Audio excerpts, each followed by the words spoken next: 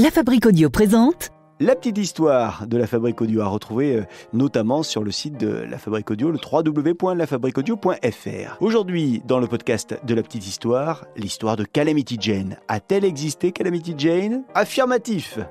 Elle s'appelait en réalité Martha Jane Canary. Elle a vécu aux États-Unis au 19e siècle. Et aujourd'hui, la petite histoire a choisi de s'intéresser de près à ce personnage emblématique du Far West. Quelle histoire, ça aussi.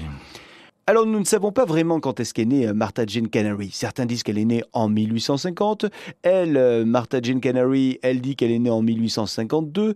Et puis d'autres disent qu'elle est née en 1856. Ce qui est sûr, en revanche, c'est qu'elle est originaire du Missouri, aux États-Unis. De nombreux historiens se sont penchés sur la vie de cette légende du Far West. Et en plus des biographies historiques qu'ils ont écrites, on a retrouvé des lettres que Calamity Jane aurait envoyées à sa fille. Cela dit, ces lettres n'ont jamais été authentifiées. Toujours est-il qu'il existe de nombreuses sources pour comprendre qui était Calamity Jane. Martha Jane Canary est donc née dans une famille de paysans. Elle a 3 sœurs et 2 frères dont elle est l'aînée. Les parents de Martha n'étaient pas souvent à la maison, ce qui donne très vite à la fratrie des qualités d'indépendance et d'autonomie. Martha est une enfant qui aime beaucoup s'amuser à l'extérieur et qui a donc une relation fusionnelle avec la nature. Elle apprend très tôt à monter à cheval. Alors que Martha est encore jeune, la famille va décider de partir s'installer dans le Montana. Depuis le Missouri, le voyage est long, très long. 5 mois au total. 5 mois durant lesquels Martha va aider ses parents et notamment son père à la chasse. Malheureusement, sa mère, Charlotte Canary, va mourir pendant le trajet, pendant ce voyage. À peine arrivée dans le Montana, la famille émigre à nouveau et cette fois c'est un départ pour l'Utah. Et c'est au tour de son père de disparaître.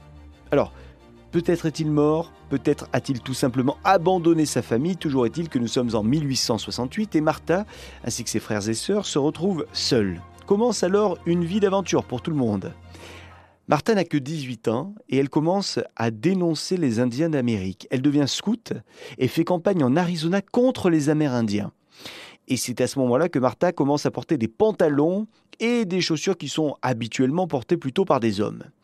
Elle a à présent une allure très masculine, elle s'entraîne même au maniement du pistolet et à force de travail, elle va devenir très précise. Mais elle ne sait pas encore que d'ici peu, sa vie va prendre un véritable tournant et sa renommée émerger. Elle va en effet sauver son propre capitaine lors d'une mission menée contre les Amérindiens. Ça se passe dans le Wyoming. Martha est partie plusieurs jours avec un groupe de soldats pour combattre les Amérindiens. Mais la bataille s'emballe et 6 des soldats aux côtés desquels elle lutte sont tués. En plus de ces tués, il y a aussi beaucoup de blessés. Obligée donc de rebrousser chemin. De retour vers le fort, l'équipe de Martha tombe dans une embuscade et le capitaine de l'équipe est blessé. Martha s'aperçoit que ce dernier va tomber de son cheval. Et c'est alors que, n'écoutant que son instinct, elle galope vers lui et l'attrape, empêchant ainsi la chute fatale. Elle le met sur son cheval et le ramène au fort. Et c'est une fois guéri que le capitaine sauvé l'aurait baptisé Calamity Jane, l'héroïne des plaines. Et à partir de ce moment, ce surnom ne va plus jamais la quitter. Alors après ça, les campagnes continuent. Elle est la première femme blanche à pénétrer dans des territoires contrôlés par les Indiens, les Sioux. Elle fait partie des grandes expéditions, traverse de nombreuses zones très dangereuses, puis rencontre un certain Wild Bill Hickok, avec lequel elle fait la route. Ces deux-là deviennent inséparables et on leur prête même une aventure. Et c'est d'ailleurs à cette époque-là qu'elle va accoucher d'un nouveau-né. Mais beaucoup diront que le papa de cet enfant est un lieutenant avec qui elle aurait eu une liaison.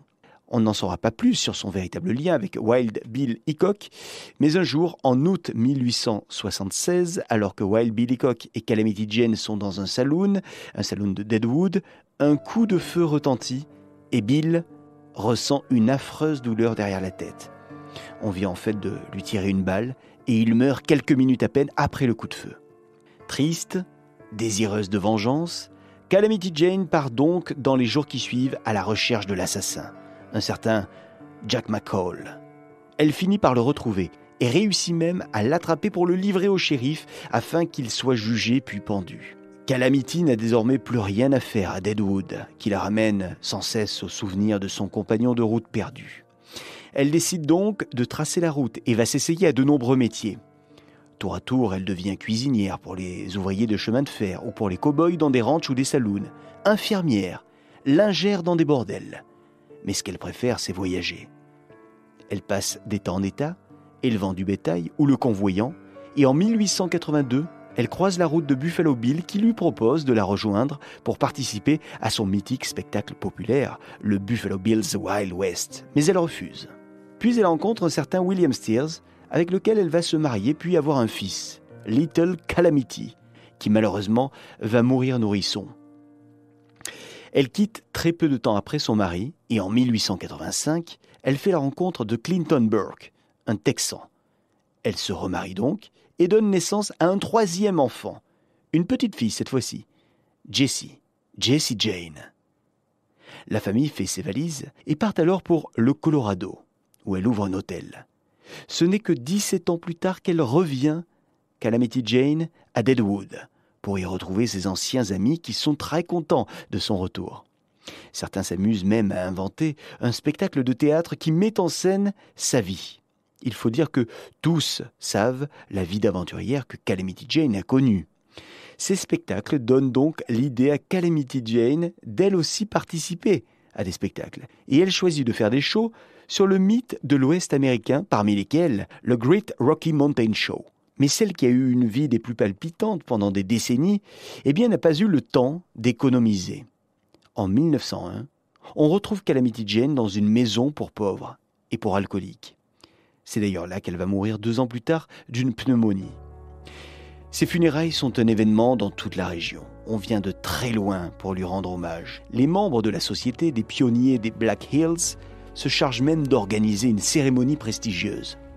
On l'habille de blanc, on la place dans un cercueil et son corps est exposé dans l'arrière-salle d'un saloon où tous les habitants de Deadwood peuvent venir lui faire un dernier adieu.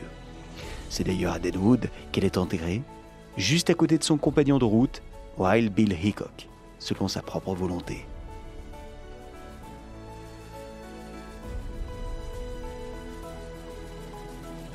Voilà pour cette petite histoire de Calamity Jane. En espérant qu'elle vous ait plu, n'hésitez pas à la commenter, n'hésitez pas à la partager au plus grand nombre. N'hésitez pas également à donner une petite note à ce podcast de la petite histoire. On vous attend sur les réseaux sociaux, mais aussi sur l'ensemble des plateformes de podcast. À très vite.